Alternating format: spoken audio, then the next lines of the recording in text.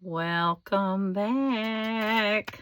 Hi, everyone. I am Carla, aka Miss Kulala, and welcome back to week 2 of our September journey through palmistry.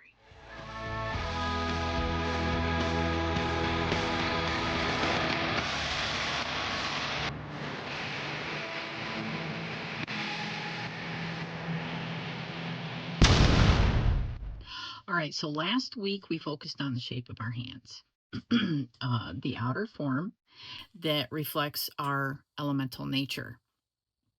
This week we're going to go a little bit deeper and we're going to dive into the lines of the palm, also known as Chiromancy, and that is the sacred script written across our hands. The lifeline, the heart line, headline, and fate line. Each line tells a unique part of our story, from how you love to how you think, and some say possibly what your soul came here to do. That I see when both hands are eerily similar. you know it does, I think, mean that you are following the exact path that you created for yourself. Sometimes that's not the case, so you're going to know the more that you dig in. The more that we dig in, the more that we find out. So I have also created another worksheet, and it's going to help you map these lines and reflect on their meanings. It also includes some juicy journaled prompts and a 4-card tarot spread this time. Lines between worlds. Ooh. So all designed to help you hear what your hands have been trying to tell you all along. So I want you to take a moment, look into your palms, and see what's waiting to be revealed. And again, a lot of this is going to be intuition at first.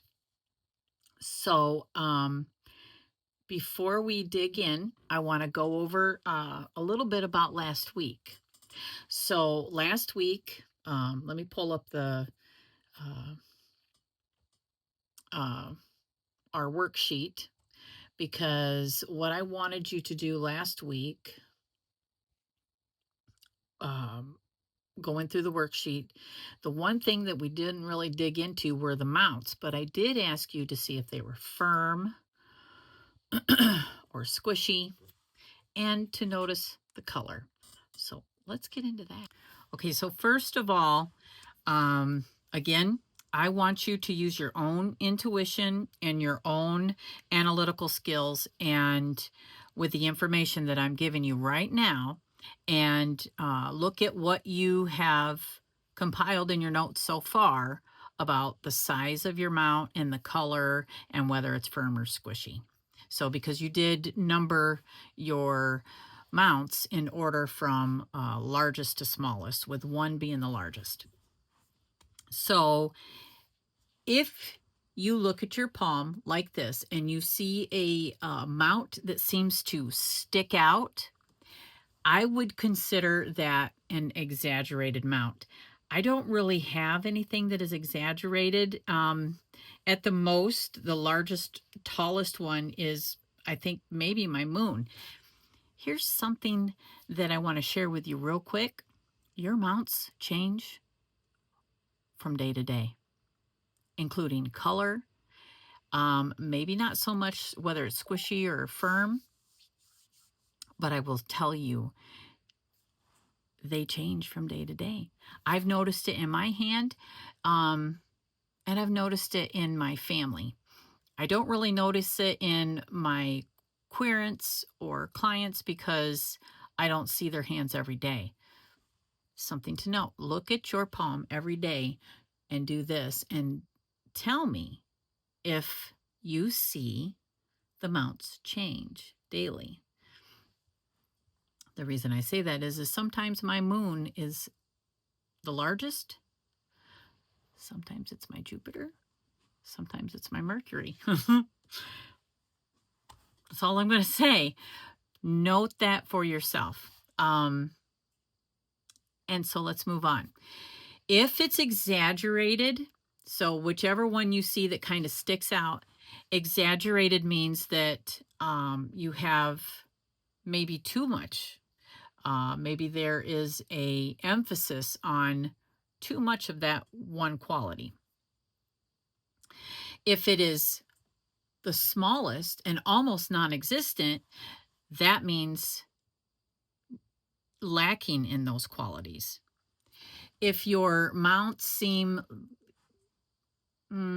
average, like not one is lacking, um, and they all seem kind of similar, but you can still grade them from largest to smallest, you're going to have standard qualities there.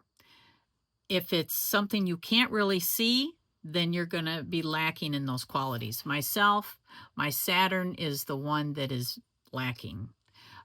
This plane of Mars looks like this in most people's hands, so that is not lacking. And those are the only two that I can tell you right now that if they are lacking, it's pretty normal. It's rare to see a Saturn mount that is exaggerated. So if you want to just note those three things, when you are done with your reading at the end, go back and look at your little like please notes, because they will give you kind of like at the end of your reading, you're going to go, but, I see all this, but it's just something to note. Okay, so now let's get into the qualities of each mount, and then I will let you decide what that means for you, whether, the things that you noted, what that means in a summary of that mount. Before I move on to that, squishy or firm. Squishy means not a lot of effort physically, maybe lazy. It doesn't take much effort on your part to accomplish something, or you don't put in a lot of effort. If it is firm, it means that you are physically very much hands-on, willing to put in the extra effort. We went over the colors, so keep in mind your colors and what they mean. Okay, Venus. Venus is all about love, passion, vitality, sensuality. So it has a lot to do with your libido. But the biggest thing that I notice with Venus is our relationship with other people. It signifies a lot with how we are with our family, our friends, and the people closest to us, maybe even strangers. But Venus is a very physical aspect of ourselves. The moon. The moon is, it shows creativity, imagination, the secret side of ourselves. It can also show depression and fantasy. It is the shadow aspect of ourselves. Jupiter shows our ambition, our leadership skills, our confidence, and we can see success there, diplomacy, and our sense of self. Saturn. Saturn represents wisdom, discipline, responsibility, and introspection. Saturn for me is very much my mind sees it as a prison. So I don't follow rules, even though I'm one of those people that is very much makes rules for herself and then will change them tomorrow. So that's why you see my Saturn kind of lacking. I just thought I'd throw that in there because I know that about myself. You know about yourself. So I just wanted to give you a helpful hint. So if you've got an enlarged Saturn, maybe you're somebody that follows the rules a little bit too much. You know what I mean? So again, wisdom, discipline, responsibility, and introspection. If you are lacking in your Saturn, it doesn't mean that you don't have wisdom. It just means that it's something you're always working on. Apollo. And remember, Apollo is your ring finger. That is another place that we see creativity. We definitely see success there. Artistic talent, charisma, and just a love of beauty. A lot of musicians and artists in general will have a large Apollo. Mercury. Mercury is represents communication, our intellect, wit, and business sense.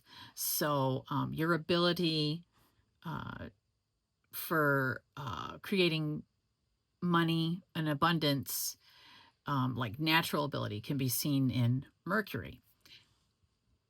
Later on, we will get into, the little tiny lines that we see all over our hands. And Mercury isn't just about intellect there. We also see it because of, it's also where we see a lot of medical things. So keep that in mind for later. Let's talk about Mars.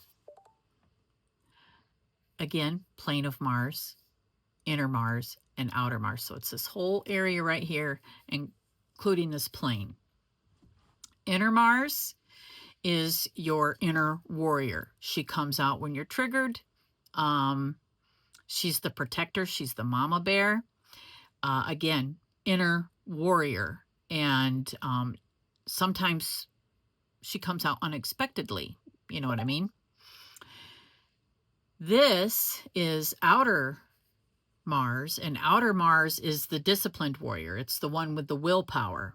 So it's the one that knows to rein in your inner Mars when maybe she's a little bit out of control. So an exaggerated outer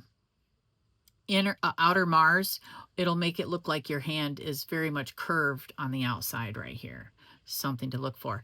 If your inner Mars is exaggerated, it'll look like your Venus and your inner Mars are one big mount. Now again, plane of Mars is here, and plane of Mars is where we strategize and we make rules, our lists, our routine. And so if it's kind of fleshy in here, then that really does indicate somebody that really likes to plan and strategize. Maybe if it's yellow, it might be kind of vengeful. So those are just some little helpful hints to look for. Plane of Mars just means that's really, if it's kind of flat here, that's normal, and that's what you want to see in the plane of Mars. It's somebody that is strategic and likes routine, but is not like committed to it. So, and to have it a little fleshy is good. And if it's pink, it's good. But actually I see more flat, I guess. So that when I say it's normal, I think a lot of us have a flat plane of Mars. I very rarely see a elevated Mars in here, but when I do, I definitely look for the color that's in there, because if it's pink, it just means that you really like routine and you really like to make lists and you really like to plan, but it's in a healthy way. If it's white and a little fleshy, it means you burden yourself with these things. If it's blue, then you do these things out of fear. And if it's red, then you just have an extreme passion. You want to be careful when you see a lot of red in there and a lot of yellow. So some more helpful hints. Last, but certainly not least, Neptune. A lot of palmists that I know of always leave out Neptune. But I think that it's because it looks like it's a part of these two mounts right here, and some people just don't have an elevation right here. Especially like mine is very much looks like it's just all one mount. There is a little bit of an indent here, but not much. And again, it changes daily. But Neptune is where you find very secret things. It's very much connected to the moon, right? So there's a lot of secrets there. So occulty things, you know, very much mysteries. And the more enlarged it is, the more that you see in yourself the need to dig into these secrets. You're drawn to it like a moth to a flame. So yeah, Neptune, you see a lot of people that are deep immersed into the occult with a large Neptune. So there are the mounts. So go over your notes from last week and deduce for yourself what that says about you with what I just told you. And now I want to talk about the worksheet. So this will be one long video. Let's get into the worksheet. Okay. Now let's work through week 2 worksheet, which will be linked in the description of this video. All right, let's get our paper. Now let's continue on in the same fashion we did last week. Trace your non-dominant hand because that will reflect the palm of your dominant hand. Or if you're ambidextrous, pick which works best for you. Okay. Then identify the following lines. So the lifeline is the line that follows your Venus mount. So it's right here. Mine looks like, I mean, it's, oh dang, I should have put some lotion on. Look at me preaching to you, and I haven't even put lotion on. So here's my lifeline, and it actually has a fork, which I call the line of Mars, but it forks right here. So my lifeline looks like this, and then it has a fork, which actually is like that. So that's what my lifeline looks like. And then there's another little fork down there. So draw what you see, okay? The heart line, which is the topmost horizontal line, and it starts over here. And you're going to want to draw what you see again. Mine stops right here, actually almost into Jupiter, but not quite. So it's pretty much right in the middle, and it curves a little bit. Now I have a square on top of it, but that's part of another line. So let's leave it just like that. Now I have my headline is underneath, and it's almost right on top of my lifeline. And that starts over here. So, and it is pretty straight. Kind of goes like that. It's actually pretty long, but it's kind of faint at the end. So you can tell by looking at your lines.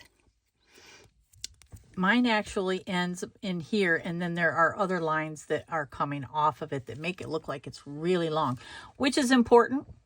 Don't get me wrong, it's very important, but we will address the added lines later. Like I drew this in because that's what I see, and you can do that too, but I can tell you that even though it looks like I have a really long lifeline, that's not part of this line. It's an added line.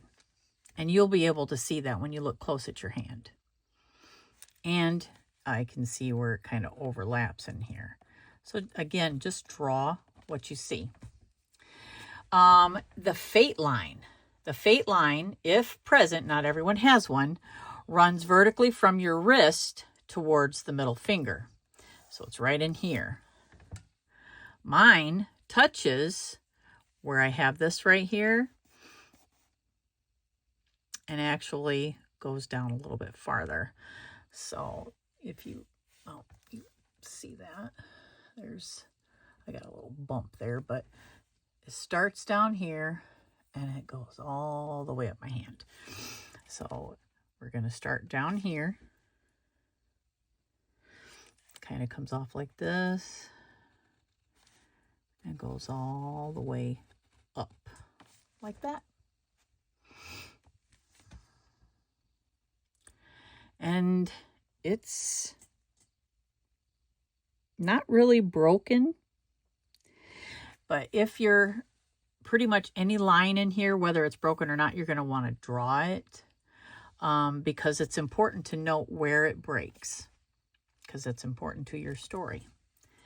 Now, optional bonus lines that you can draw in is a sun line, and the sun line is in Apollo. So it's any of these long lines right here in Apollo. And I do have one, and it touches my heart. I actually have like 1, 2, 3, 4. So it's just these long lines right here.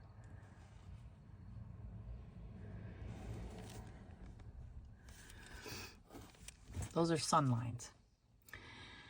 Intuition line. Now, there are actually a rare intuition line is kind of curved in this area right here. So you can see it in here on this hand, on my non-dominant hand. It's a line that kind of goes in here like this. But what I look for is a line that is in here. You can see mine right here. It goes all the way up. Now, my intuition line in this hand is almost non-existent. It's there, but it's very, very faint.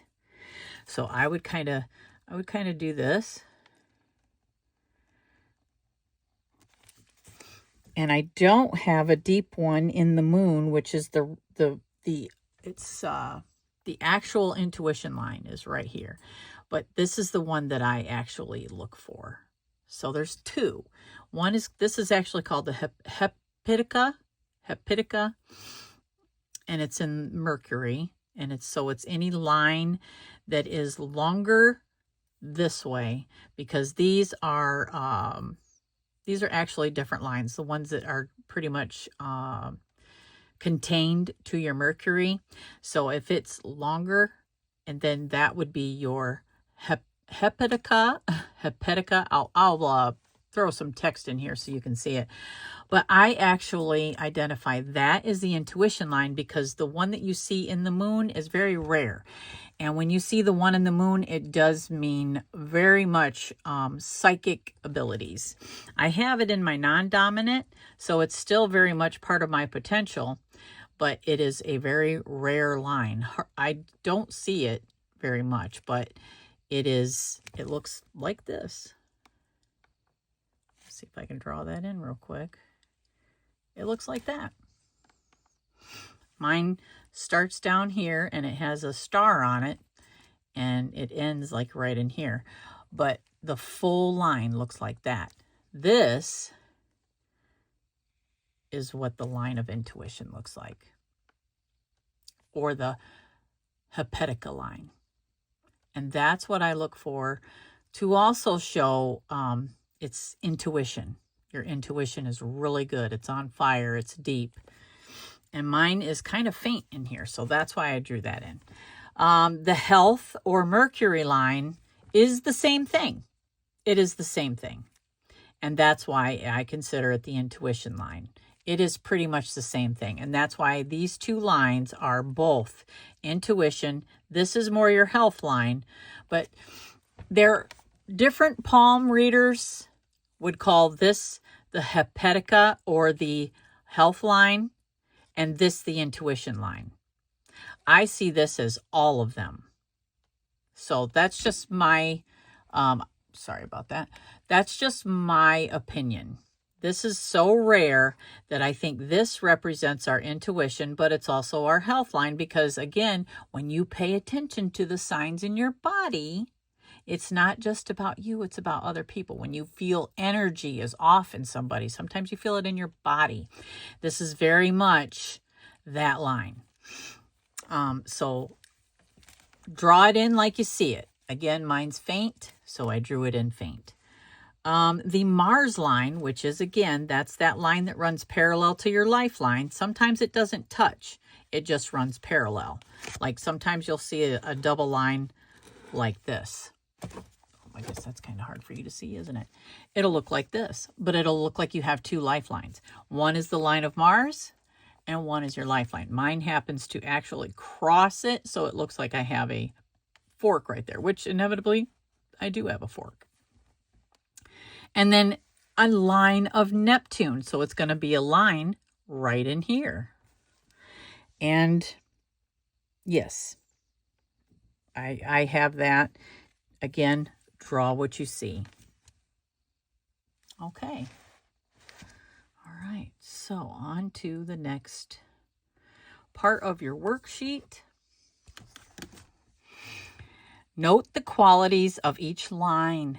Is it deep, faint, forked, curved, or straight? Any breaks or markings? And you're going to want to write that in. Again, these three here, the intuition line, the health line, and the Mars line. Oh, I'm sorry. Intuition line and health and Mercury line. These are these lines right here. So again, I will repeat that.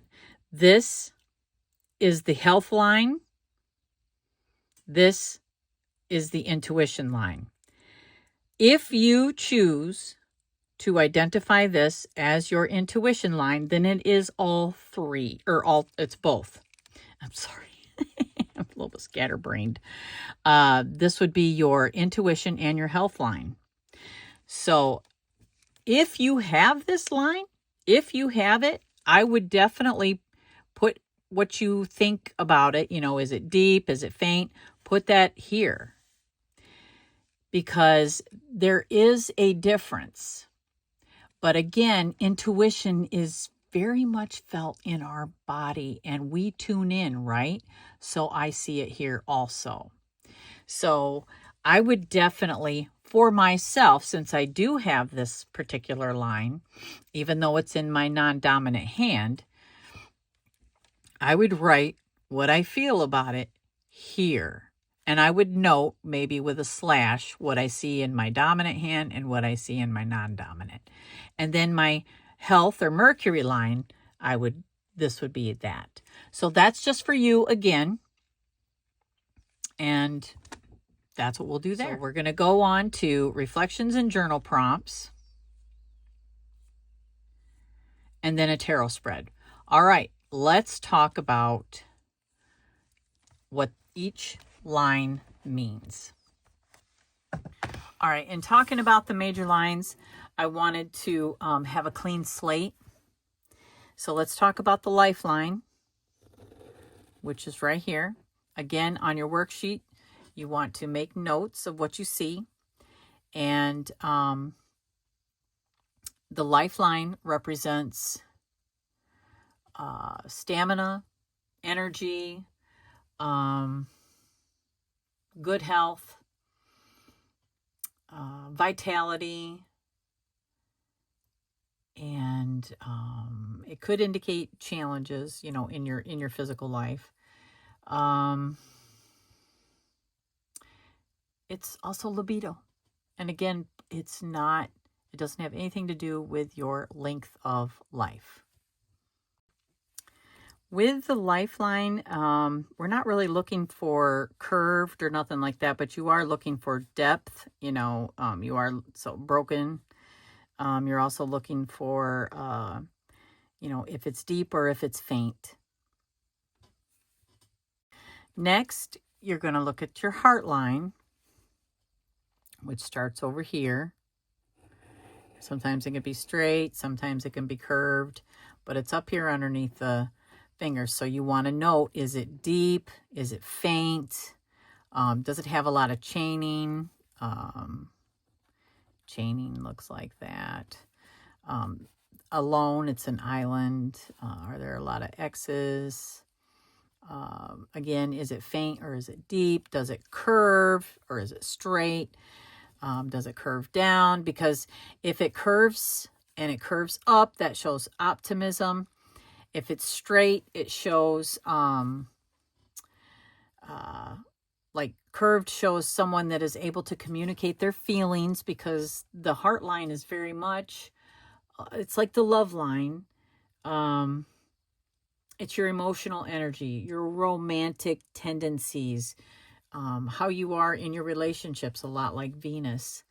But this shows where you're, if you again put a timeline, it can show you where certain things might have happened and it left a mark, like a scar. I say that, a mental scar. Yeah, so pay attention to that, write all that down.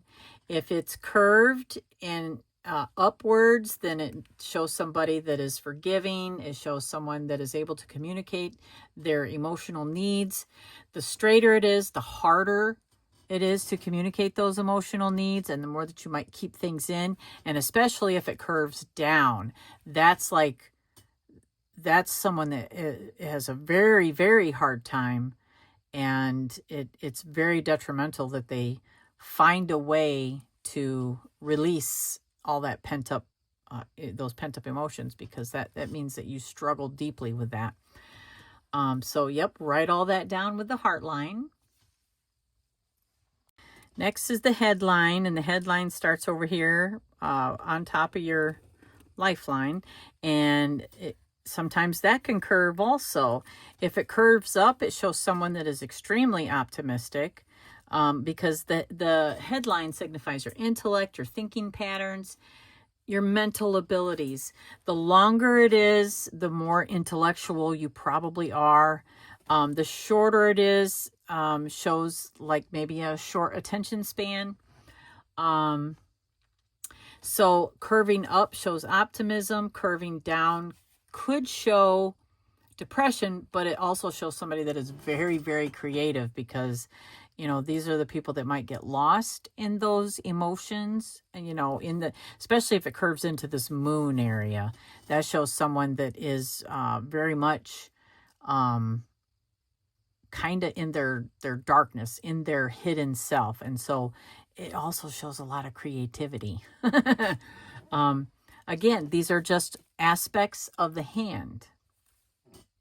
And you don't want to take anything out of context. You want this all to be a part of the whole. That's why I am suggesting again that you're taking notes and doing these worksheets as we go, because then we will look at them as a whole at the end.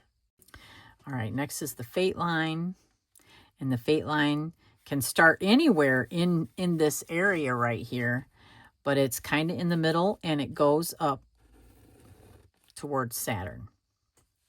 Sometimes it can go over here or over here, but make note kind of where it's pointing at as far as your mounts go. Same with your heart line. It's probably good to note, does it stop in between Saturn and Jupiter? Does it point to Jupiter? Does it point to Saturn? And again, we are noticing if it's deep, faint. Write down if there's forks, is it straight? Are there breaks? And again, notice any markings on the line. Write down what those markings look like, and in week 3, we'll be getting into that. The sun line, Apollo, those are in here, and we talked about those.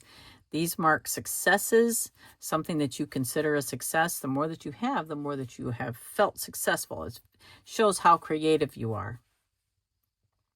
We talked about the intuition line, and the intuition line is very much, it's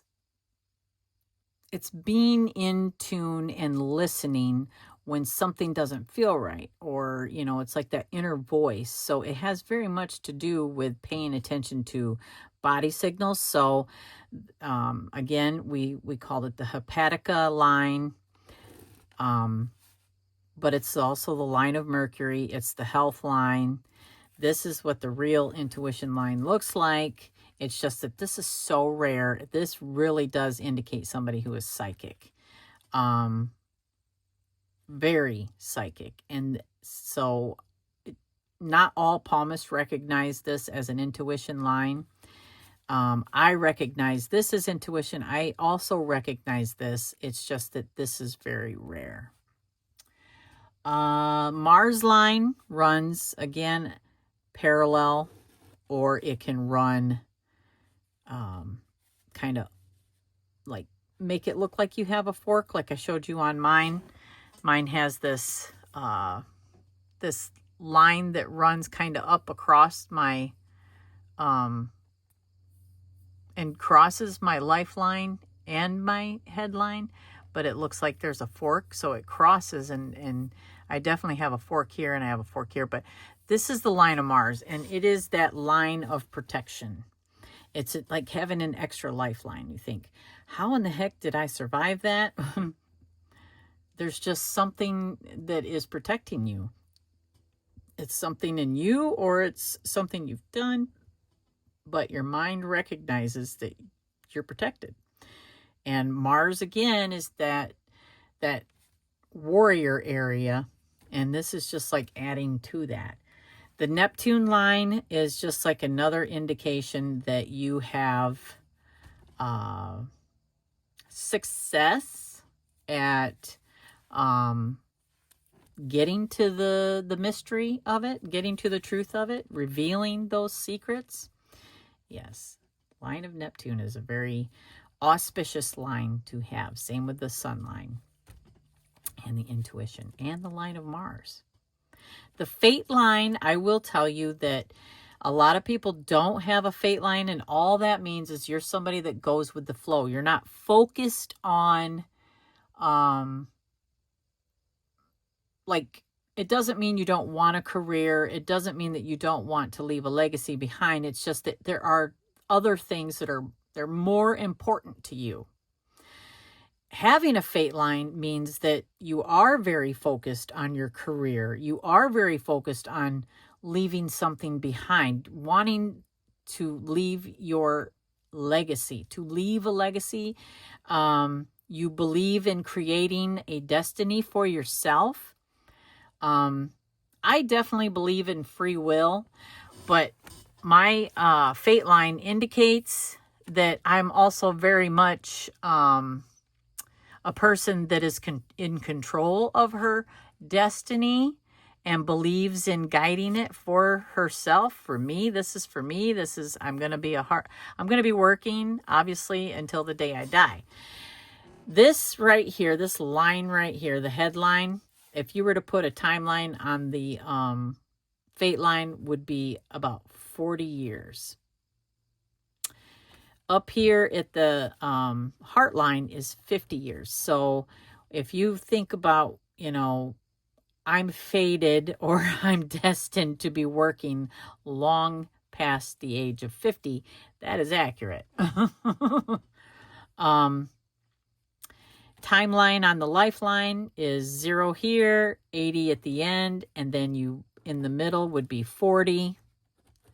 Again, 0, so there would be 20. I do that with all the lines. The beginning of the headline is over here, so that's 0.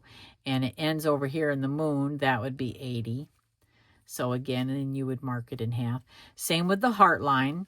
The heart line starts over here underneath the pinky, so this would be 0. And then up here would be 80. So then you would, the middle of that would be 40. Those are the only lines that I actually put a timeline on. I look for, again, broken lines. Is it deep, faint, forked? And the only ones that I really worry about curving is this heart line and the headline. So there you go. That's the breakdown of the major lines and the 4 major lines and added lines like the sun line, intuition line, Mars line, and Neptune line. So those are not major, and they can change, they can disappear. Yeah, and they just kind of, knowing those little things, tell you where you are pretty much in the moment. All right, now, okay, so here we are. So next would be the reflections and the journal prompts. What line do you feel most drawn to and why? Does the shape of your heart line reflect how you experience love? Have you noticed changes in any of your lines over time? And again, starting now, unless you have been paying attention to your hands already, what life event might be connected? And that's something to think about when we look at the timeline. What does your headline say about you and how you process information or make decisions? That's where you want to look for breaks, X's. Do you have a fate line? And if so, what path does it trace in your life story? Use your intuition on that. But here is the tarot spread, the lines between worlds. So let's get into that. So I have to tell you, my dear friend Angela over at Big Crone Energy, and if you have not gone to her channel, please do so. I'm actually going to have her on my channel next weekend for a live, and we are going to be talking about ancestral healing. So I was watching one of her tarot hauls, and she showed this deck, and you guys know how much I love Rider-Waite-Smith imagery. And it's not because I think it's aesthetically beautiful. I am just so attracted to it because of the symbolism. So when she was showing this, you can imagine my delight, right? She was like, well, let me send it to you. And she did. Okay, so I'm like over the moon. I love it. It is freaking gorgeous. I haven't actually done a walkthrough of this yet. But I will. I'll reset this. But I'm going to use this for the spread today. It's the color reimagined, and I just fell in love. I actually have stickers, tarot stickers that have these beautiful colors on it. And so I was like, oh my gosh, I know that deck. All right, so let's get these shuffled, and I'm going to do the tarot. Right, so first question is, where is my vitality asking to be focused now? Where is my vitality asking to be focused now?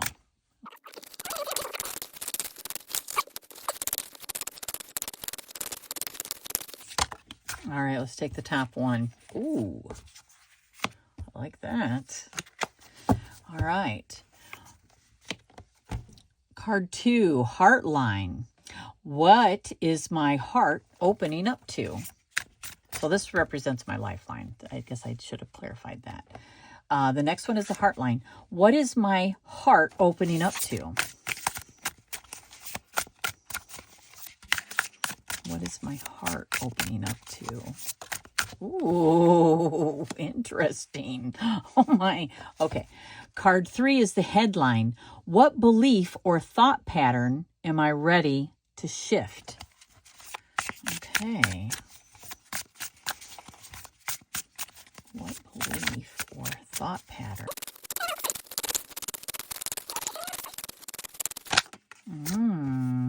Well, at least it's swords this time.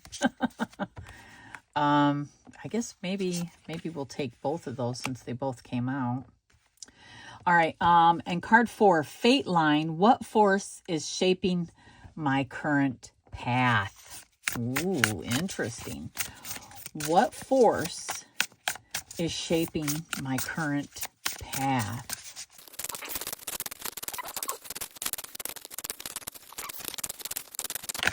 Okay. Oh my. I would say that is the truth right there.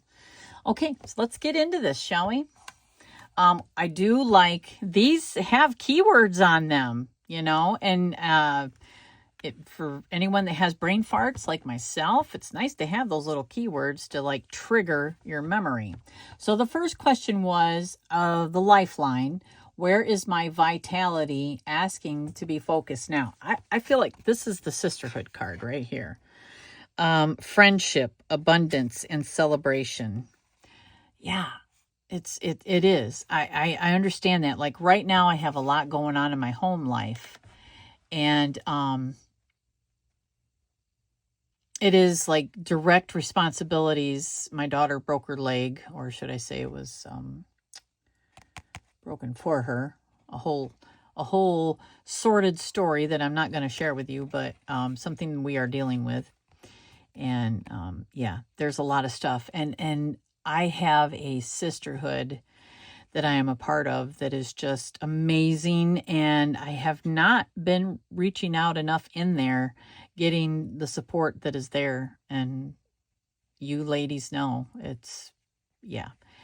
And it's not because of, it's just my own, I get so caught up in what I have going on that sometimes I overwhelm myself, and I need to remember that it's right there and available to me. And that makes a lot of sense. Yes, absolutely. So card 2, my heart line. What is my heart opening up to?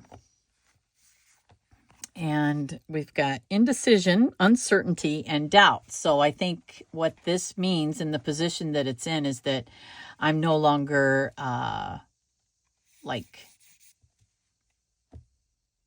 letting these things control my emotions. You know what I mean? Because like, especially with what's going on with my daughter, there was a lot of uncertainty there.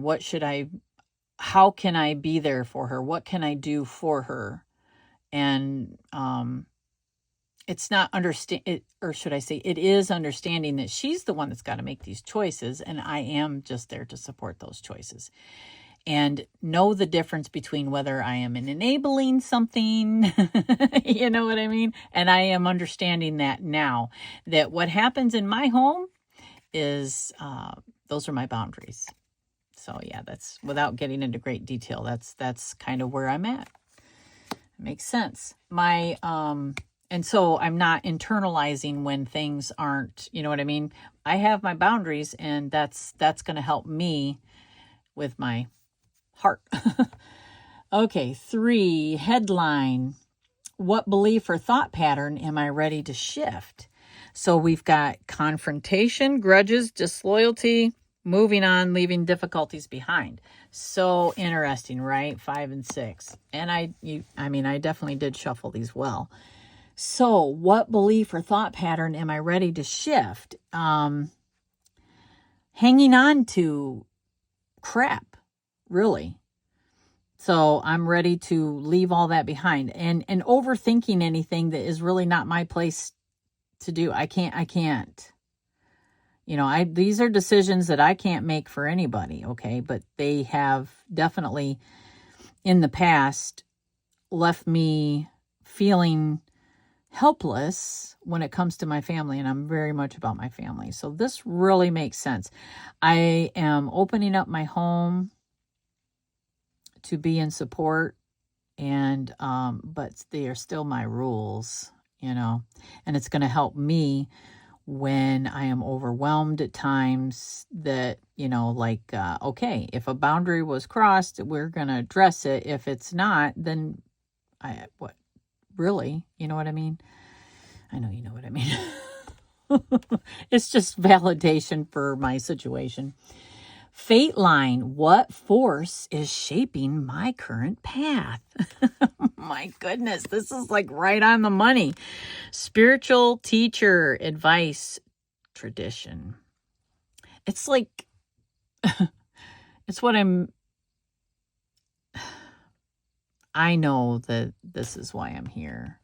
But it's more for like right now with the way that I'm stepping in. It's not just about you, my audience, and it's not just about my children. It's also about my grandchildren, because right now I'm at a crucial crossroads, and how we proceed is going to show grandchildren a lot. I just created a deck that I will share with you guys soon. I'm just waiting for my first copy to come so that I can show you. And I finished a guidebook, and it is really about inner child stuff. So I'm very passionate about my taking care of my grandchildren.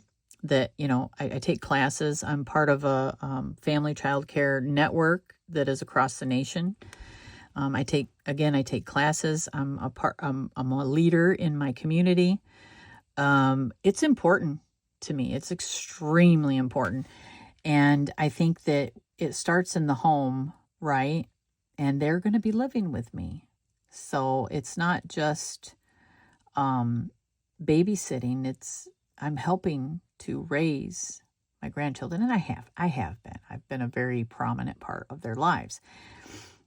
And I feel that if we can catch things, not really catch, but help guide now, because I know my areas of shadow, and I understand because of all the work that I've done on myself, I understand where that started.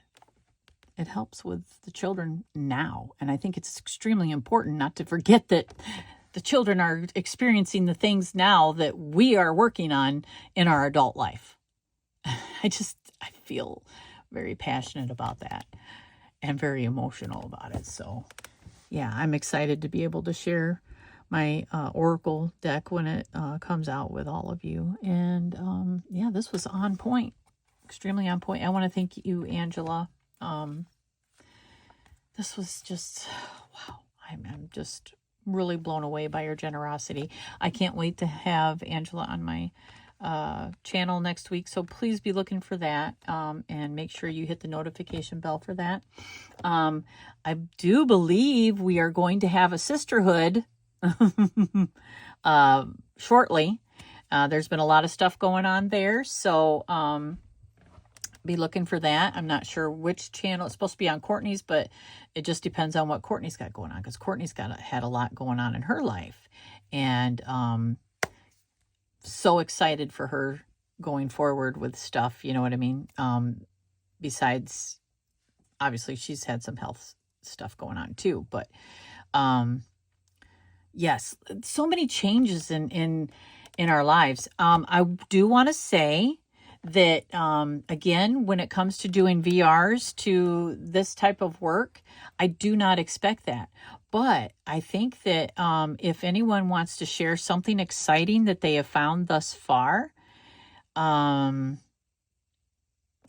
we have a couple groups that a lot of my audience are a part of. If you want to share some pictures in there and questions, I'd be more than happy to see, go through and catch up and answer any questions that you might have. That's what this is for, Don't be afraid. You can either drop it in the comments if you're not a part of those groups. But if you are, please send me a picture and let me know exactly what you're questioning. We will get into tying all this together at the end. So right now, again, use your intuition, because what you know about the mounts so far is going to be very important on where these lines start and end. Okay, so we'll remember those things too. So again, make sure you're taking your notes, and any questions that you might need guidance on thus far, let me know. And thank you. I know this one was another long-winded one. And longer, because I did want to put the worksheet in with this one instead of doing two separate videos this time. So thank you very much for sharing this time with me. This one will have chapters, so you can go one to the other, and I'll make sure that I put closing thoughts separately. So I'm so grateful for all of you, and thank you for being here. I will see you in the next one.